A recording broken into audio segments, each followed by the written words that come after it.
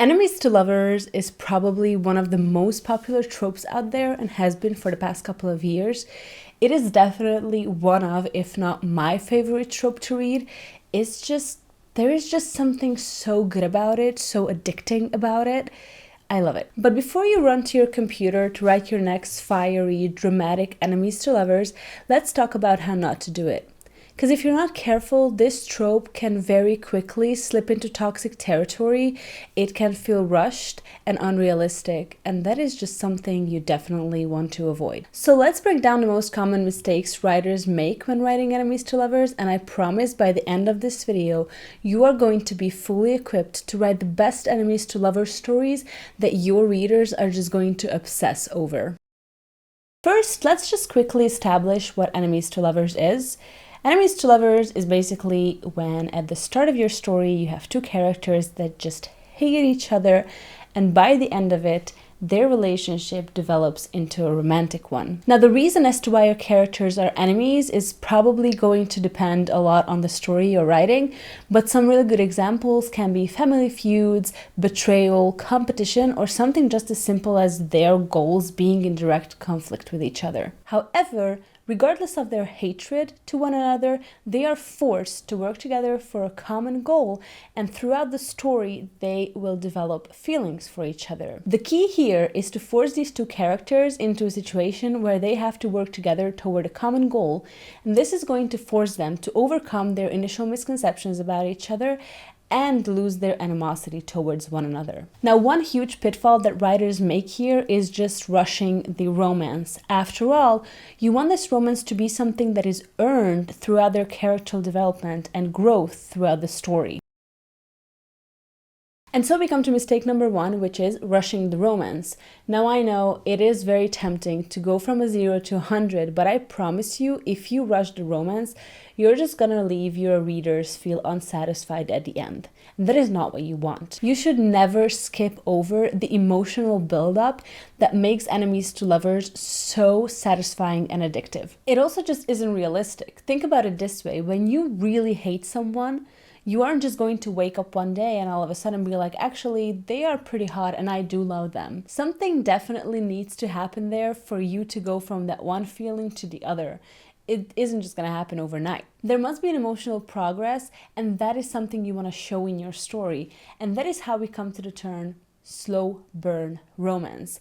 Now, how slow you want this romance to burn is once again completely up to you and the story you're writing. Some authors are gonna choose to draw out this whole entire plotline throughout different books if they're writing a series, and some authors might want to keep up the pace a little bit more, make it a bit quicker, but still, you don't want to make it too fast. Because remember, if you make your lovers go from hating each other to loving each other in just one swoop, you're going to lose that tension that is exactly the key element to making this trope so addicting. Now, there's a solution to avoiding this mistake or fixing this mistake, and that is to make the progression feel realistic. And there are specific steps that you can take in writing your story to make that progression feel realistic. The first step you should make is let their hatred grow gradually. Now, whether or not you choose to tell us in the book how these characters meet and actually go from not knowing each other to fully hating each other, or you choose to throw us right in the middle of it, and when we meet these characters, they already hate each other, you should still show how they went from strangers to haters. There should be a story there, and that story should be told. Now, once you've established the reasons as to why they hate each other, you will throw them in situations where they're forced to work together, and that is when you can start to slowly add in small layers of attraction. Now, these layers of attraction should also grow gradually. You shouldn't start with they're shouting at each other in a heated moment and the guy out of the blue just tells the girl, "You're so pretty," in an angry tone. That is just going to feel super weird and unrealistic. No, the layers of attraction you want to slowly layer into your story should be subtle. Now, a good example I can give is, imagine that character A notices that character B has a dimple, and this dimple shows up on character B's face whenever they're mocking or laughing at character A. Now, character A takes note of this dimple, and initially he hates that dimple because it happens in moments when character B is generally being not nice to them. And later on in the book, you can bring back that dimple story in a way where, for example, they're facing a common enemy and character B is mocking or laughing at that common enemy, the dimple showing up, and character A suddenly seeing that dimple in a completely different light, finding it super cute, super attractive. That is a very smooth and subtle way of layering in attraction throughout their story. Now, another step that you should definitely take before taking the hate to love is add in moments of vulnerability. Now, this is going to very much be driven by the story you tell, but some examples could be saving each other's lives in a life or death situation, or one of the characters sharing a fear or a secret, and instead of the other character reacting in an unpleasant way, they show understanding and empathy in that moment and also later on throughout the book. These moments are going to add depth to their relationship. They're going to build trust and respect, and that is definitely something that should happen before we go over into the romance. Mistake number 2 is making their hate towards each other feel unrealistic. If their reasoning as to why they're enemies isn't deep enough or serious enough, and it doesn't feel genuine, it is just going to break your reader's immersion into the story. For example, you can't just have two characters that are supposedly angry at each other and despise one another, and then when they're forced into a situation together, they seem pretty fine about it. They don't mention that they hate the fact that they have to talk to this person all the time or that they have to be in the same room together. They should feel annoyed and angry at the fact that they're in that situation. You want to make sure that the reasons behind their animosity are solid and deeply felt. Now, what makes them enemies should feel personal. That doesn't necessarily mean that it is personal. You could very well choose for your story to be how personal they feel their hatred and the betrayals in the past that have happened, and then throughout their development, they realize that it actually wasn't that deep, and that way giving room for a romantic relationship to develop. Or you could very well choose to make the reason behind their hatred very personal. So how you write that is completely up to you. However, you do want that reason to be believable, because if it's not believable, then your readers aren't going to buy into the whole enemies to lovers plotline. Now, this next mistake I do want to preface by saying, if the story you're writing is that of a toxic relationship, of an abusive relationship, and it just happens to be enemies to lovers, then this mistake doesn't really apply to you. But if you're a writer that just wants to write enemies to lovers, you have to pay attention into not falling into toxic territory. Of course, to keep it exciting and dramatic, you want these characters to be fiery and fierce and witty and sassy towards one another, but you don't want it to cross the line into cruelty. Remember, if your characters keep belittling, abusing each other and bullying each other, then what you basically are creating is a toxic relationship instead of a hard-earned, healthy romance. You're forcing them to work together, and that is going to help them develop a relationship. But if they keep tearing each other down and abusing each other, then that crosses into a completely different territory, which is a toxic relationship. Now, this is a big one.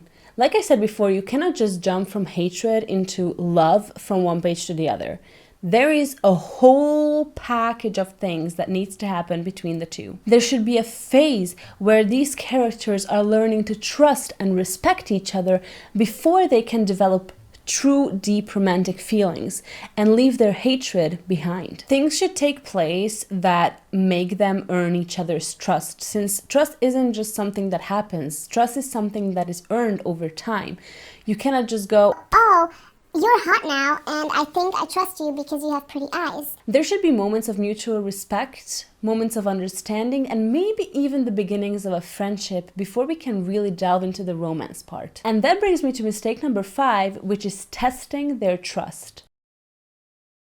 Now, once you're in that middle part, where you're creating all that trust, all that understanding, the first sparks of friendship are visible, you want to throw in a curveball and test all the trust, all the understanding that has been building up throughout the last few chapters. Because enemies to lovers is not linear.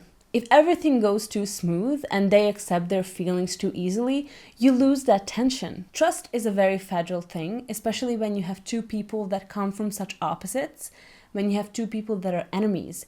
You want to test that trust by putting up obstacles for these characters. It can be a betrayal, a hidden agenda, anything or something that is going to question their trust in one another. Now, testing their trust, especially somewhere in the middle of the story or right after a moment where you feel like, oh, we've made real progression here, is going to help you enormously to raise the emotional stakes and have your readers be glued to your book. This is crucial to keep that emotional roller coaster going and keeping the romance from feeling too easy. Enemies to lovers romance shouldn't feel easy. It should be difficult and it should have ups and downs. Like, once again, it should not be linear.